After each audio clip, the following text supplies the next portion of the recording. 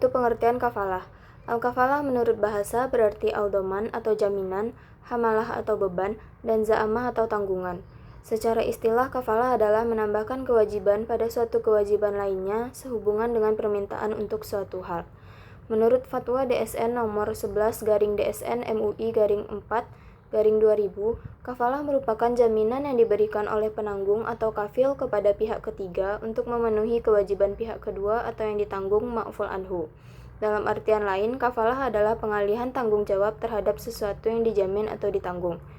Dalam perbankan syariah, akad kafalah adalah bentuk jaminan yang diberikan oleh pihak ketiga untuk menjamin terpenuhinya kewajiban oleh debitur.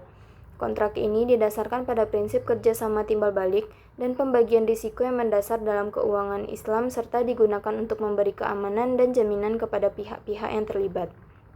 Kafalah bisa dilakukan untuk sesuatu yang mendesak, misalnya kewajiban yang harus segera dilunasi atau sesuatu di kemudian hari, dan juga bisa bersyarat. Kafalah adalah semacam akad tabaru yang bertujuan untuk saling membantu, namun penjamin dapat menerima imbalan jika tidak memberatkan. Selanjutnya yaitu landasan hukum kafalah.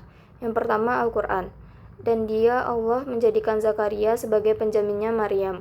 Quran Surat Ali Imran ayat 37. Dan bagi siapa yang dapat mengembalikannya akan memperoleh bahan makanan seberat beban unta, dan aku menjamin terhadapnya. Quran Surat Yusuf ayat 72.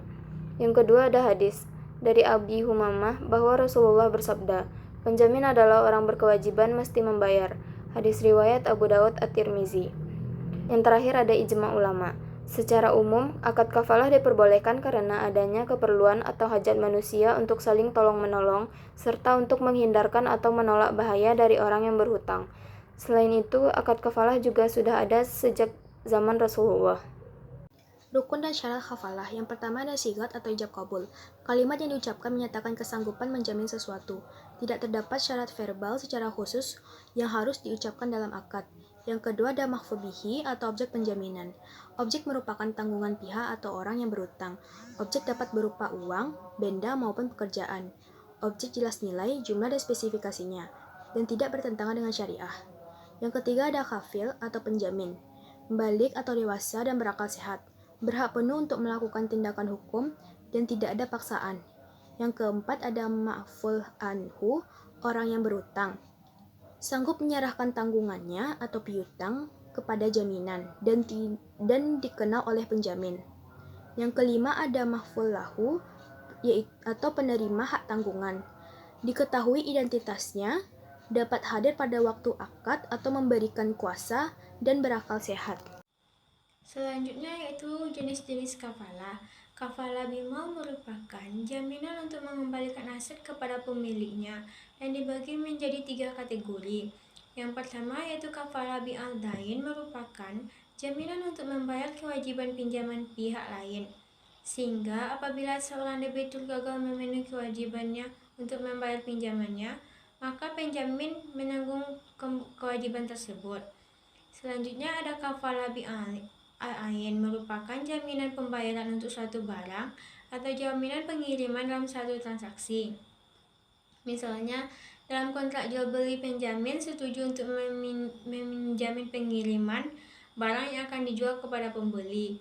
Namun, apabila penjual gagal untuk menunaikan kewajibannya, maka pinjaman akan bertanggung jawab akan pengiriman.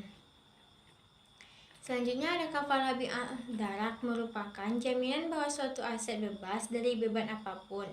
Jaminan digunakan untuk transaksi yang melibatkan pengalihan hak dan memastikan bahwa aset bebas dari beban apapun.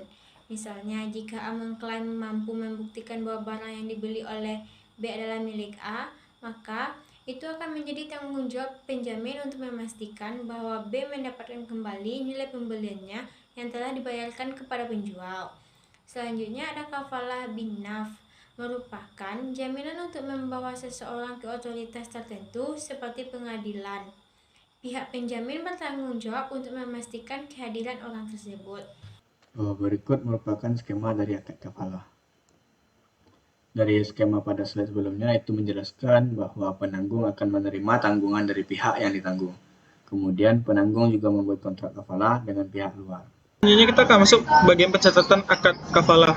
Untuk memudahkan pencatatan akuntansinya bagaimana, kita akan masuk saja ke bagian contoh soalnya. Di sini ada PT Maju Bersama akan mengikuti tender proyek pembangunan gedung senilai 1 miliar rupiah. Sebagai syarat untuk mengikuti tender, PT Maju Bersama diminta menyerahkan jaminan penawaran atau bin bond sebesar 5% dari nilai proyek PT Maju Bersama mengajukan permohonan bank garansi ke Bank Syariah Indonesia atau BSI dengan setoran jaminan 20% dari nilai bank garansi. Jangka waktu bank garansi 3 bulan dengan biaya administrasi sebesar Rp2.500.000. Oke, berikut untuk perhitungan nilainya. Di sini kita mengetahui untuk nilai proyeknya tadi disebutkan sebesar 1 miliar, nilai bank garansinya itu sebesar 5%, jadi 1 miliar dikalikan 5% dapat hasilnya itu 50 juta. Lalu setoran jaminan dikalikan 20% sesuai dengan soal tadi. Nah, 20% itu dikalikan dengan nilai bank garansinya, jadi didapatkan hasil sebesar 10 juta. Untuk biaya administrasinya sebesar 2.500.000. Oke, untuk pencatatannya, untuk pencatatan pada Bank BSI di sini bisa kita lihat saat menerima setoran jaminan di debit kas atau rekening PT Maju Bersama sebesar 10 juta, kredit setoran jaminan sebesar 10 juta. Yang kedua itu saat menerima biaya administrasi di debit kas atau rekening PT Maju Bersama sebesar 2.500.000, kredit pendapatan fee kafalah. Seperti yang sudah disebutkan soal tadi, yaitu sebesar 2.500.000 biaya administrasinya. Bagian sini ya. Oke, selanjutnya itu saat menerima setoran jaminan dari PT Maju Bersama. Untuk pencatatannya itu di debit kas atau rekening PT Maju Bersama, kredit setoran jaminan sebesar 10 juta rupiah. Oke, selanjutnya itu saat bank garansi tersebut jatuh tempo. Nah, di sini untuk pencatatannya di debit ada kewajiban kontingensi sebesar 50 juta rupiah, di kredit kontra garansi sebesar 50 juta rupiah. Yang kelima itu saat pengembalian setoran jaminan. Pengembalian itu setelah proyek tersebut telah selesai, jadi jaminan tersebut dikembalikan lagi kepada PT Maju Bersama. Nah, untuk pencatatannya itu ada di debit setoran jaminan, di kredit kas atau rekening PT Maju Bersama sebesar 10 juta rupiah. Kalau untuk pencatatan pada pencatatan akuntansi pada PT Maju Bersama, di sini yang pertama itu saat membayar setoran jaminan. Karena mengeluarkan uang sebesar 10 juta, maka dikreditkan kas atau bank sebesar 10 juta di debit setoran jaminan. Saat membayarkan biaya administrasi juga seperti itu, di kreditnya juga tetap kas, dan di debitnya beban administrasi bank sebesar 2.500.000. Nah, yang ketiga itu saat menerima bank garansi, dicatat pada rekening administratif. Di debitnya kita mencatatkan bank garansi, di kreditnya kontra bank garansi sebesar 50 juta rupiah.